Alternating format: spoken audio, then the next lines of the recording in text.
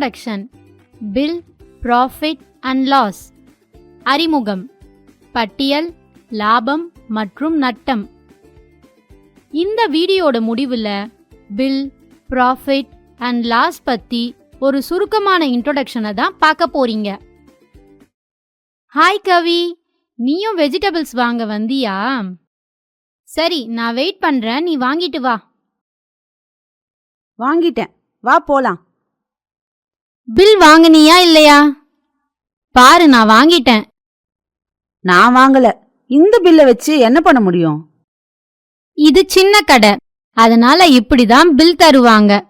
ஆனா இந்த பில்லை வச்சு நாம எத்தனை பொருள் வாங்கணும், அதுக்கு உரிய காசு தான் போட்டிருக்காங்களா, அப்புறம் டோட்டல் அமௌண்ட் கரெக்டா இருக்கான்னு செக் பண்ணலாம்ல. கரெக்ட், நீ சரியாதான் சொல்லுற. நெக்ஸ்ட் டைம்ல இருந்து பில்லை நான் மறக்காம கேட்டு வாங்குறேன்.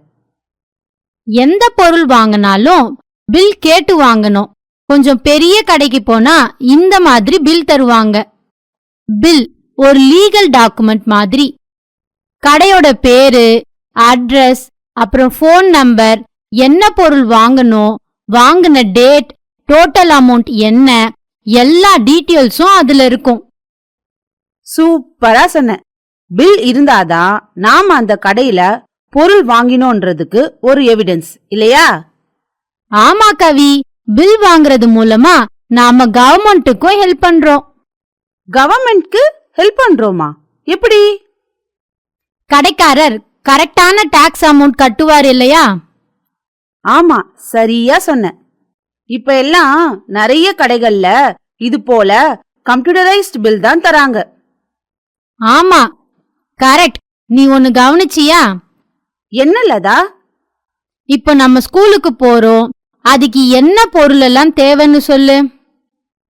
ஸ்கூல் பேக், ஸ்டேஷனரி திங்ஸ், அப்புறம் ஜியாமெட்ரி பாக்ஸ், அப்புறம் லஞ்ச் பாக்ஸ், வாட்டர் பாட்டில், அப்புறம் லஞ்ச் பாக்ஸுக்குள்ள இருக்கிற ஃபுட் ஐட்டம்ஸ். யூனிஃபார்ம் மறந்துட்டியே. ஹேர் ரிப்பன், ஷூ, சாக்ஸ், சொல்லிக்கிட்டே போலாம். அதுக்கு என்ன இப்போ? நமக்கே இவ்ளோ தேவைப்படுதுன்னா ஒவ்வொருத்தருக்கும் எவ்ளோ தேவைப்படும்? நாம யூஸ் பண்ற பொருள் எல்லாத்தையும் ஒரு தனி நபரோ அல்லது ஒரு அமைப்போ தயாரிக்குது. நீ என்ன சொல்ல வரன்னு புரியுது. இந்த சொசைட்டியோட தேவைகளை சாட்டிஸ்ஃபை பண்ண நிறைய பிசினஸ் நடக்குது இல்லையா? Yes, correct. ஒவ்வொரு பிசினஸ்லயும் நிறைய ப்ராஃபிட் வரும். ப்ராஃபிட் மட்டும் இல்ல, லாஸும் வரும். நீ சொன்னது கரெக்ட் தான். ப்ராஃபிட்னா என்னன்னு சொல்லு பாப்போம். செல்லிங் பிரைஸ், அதாவது விற்ற விலை. காஸ்ட் பிரைஸ், அதாவது அடக்க விலையை விட அதிகமா இருந்தா ப்ராஃபிட் கிடைக்கும். S, correct. லாஸ்னு சொன்னா விற்ற விலை காஸ்ட் பிரைஸை விட குறைவா இருக்கும். ஓகே, வீடு வந்துடுச்சு. நீ நாளைக்கு ஸ்கூலுக்கு வா, அங்க நாம மீட் பண்ணலாம்.